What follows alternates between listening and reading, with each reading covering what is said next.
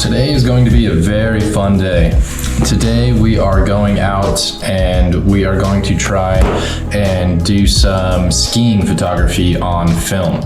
And so what we're gonna take with us on this trip out to go skiing, we're gonna go touring up to this area called the burn zone. There was a fire a few years back that burned all the trees. And so we think it's gonna be a really beautiful area to go and photograph. We're gonna take the Fujica AX3. This is a really solidly built film camera, and I've got some really good lenses for it that I think are going to make ski photography pretty good. And so what we're gonna shoot is we're gonna shoot a new film that I've never actually shot before. This is called Candido. It's a color negative film, daylight balanced, ISO 400. I think it's gonna be pretty good for skiing because I want a pretty neutral based film for shooting skiing because I don't want it to look overly stylized. I want to keep the look of the trees. I want to keep the snow nice and bright and not colored in any specific direction that some films can do.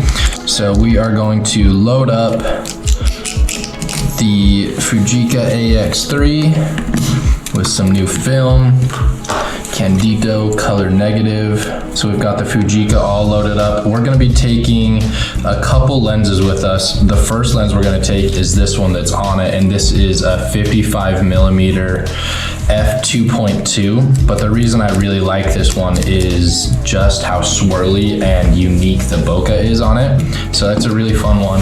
And then for the actual proper skiing, what we're gonna do is we're going to take the Fujica 70 to 300. It's an f5.6 lens, and I think that's gonna be the main camera that I use for actually photographing the skiing. So hopefully we'll have enough daylight that I can bring this thing out to about, a 1,000th of a second for the shutter speed to really freeze the action of skiing.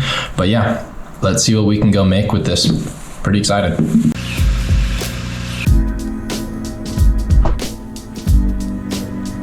We woke up early the next day, packed the ski gear, traded the Crocs for boots, and began the trek up to the burn zone.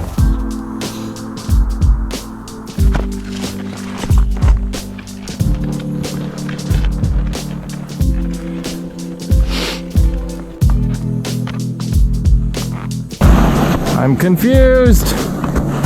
Why are we going down? We're back on track, baby.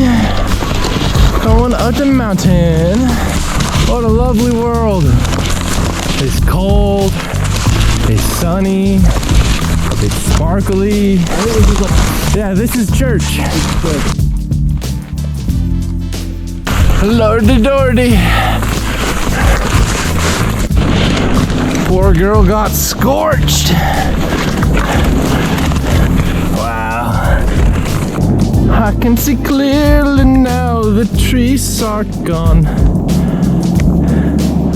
And all that's left is death and destruction. By the time we made it to the ridge, the sun was just peeking out to give us some spectacular light.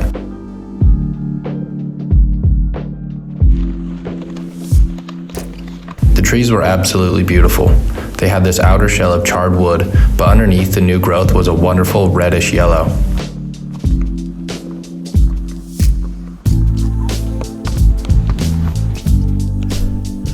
Hey Val! Hey Val, down! You are in a pickle. Yeah. I swapped the 50mm for the 70 to 300 f5.6, and I love the way this lens compresses the entire scene. I then switched from skin mode to ski mode and got all set up for the first location of shooting.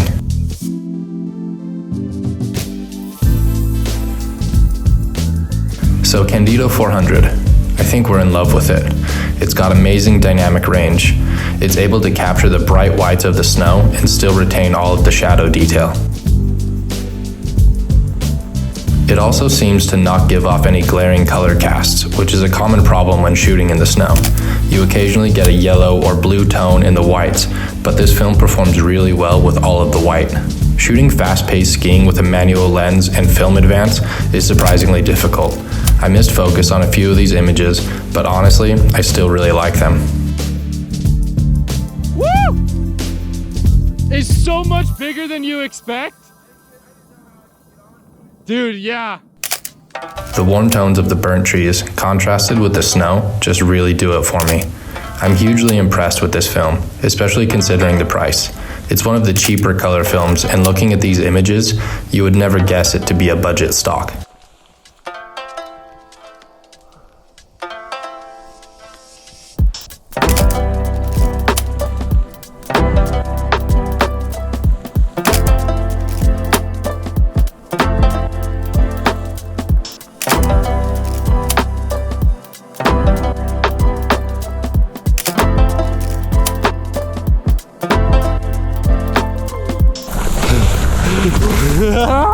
Dude! That was blind as fuck. There's a small chance that I have you perfectly right as you go under that tree. I love that. Woo! Oh, did that work? I hope so.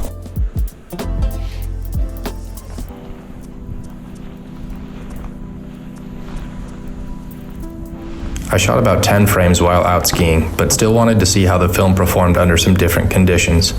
So the next day, I took the AX3 out on a little road trip to some abandoned shacks and around the surrounding farms of central Utah.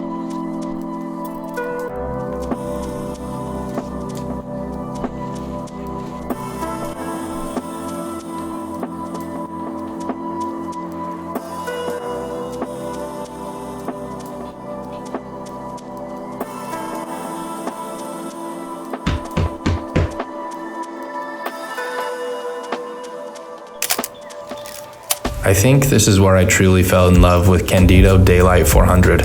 The way it renders the warm tones while not letting the sky bleed into the same color space makes for a really beautiful image.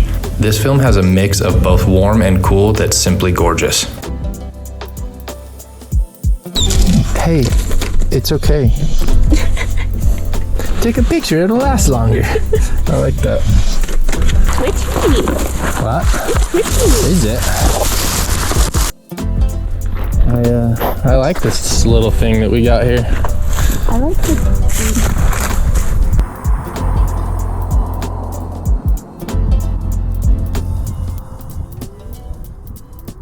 For the vast majority of these images, I was overexposing my film about half a stop, so I could retain as much shadow detail as possible. I'm really happy to see that I was able to expose properly and not blow out the sky. The film has some kick-ass dynamic range.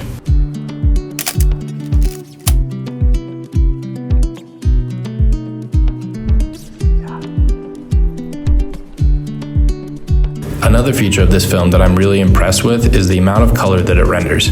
It doesn't seem to lean into one specific color over the others. It's great at reproducing greens, blues, reds, and yet still has really good warmth across the entire image.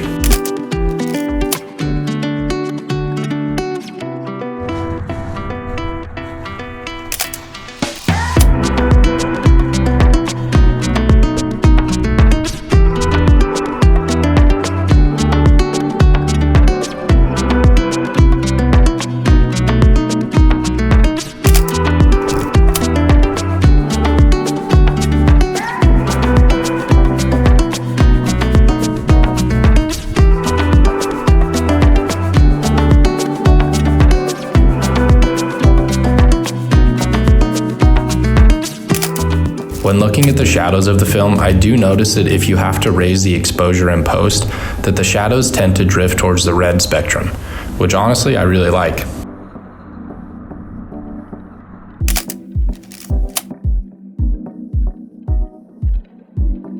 See, it seems relatively not well maintained. Where'd you go? Oh. Down here.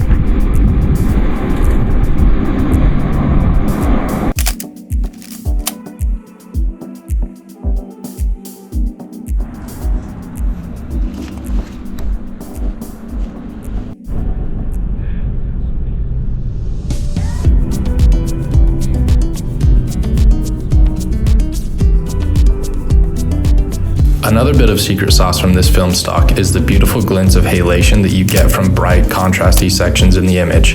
They give off this really beautiful burst of red haze that I just love. You can see it here on this image of the truck out in the field.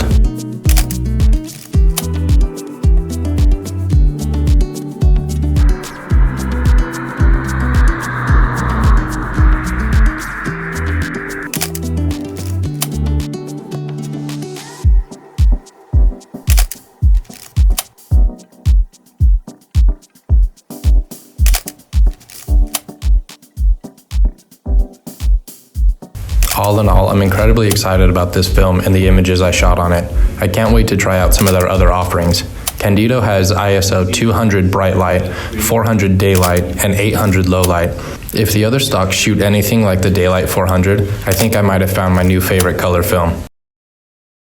These last images are just so you can see the way this film renders more colors, this time on a rainy and cloudy day.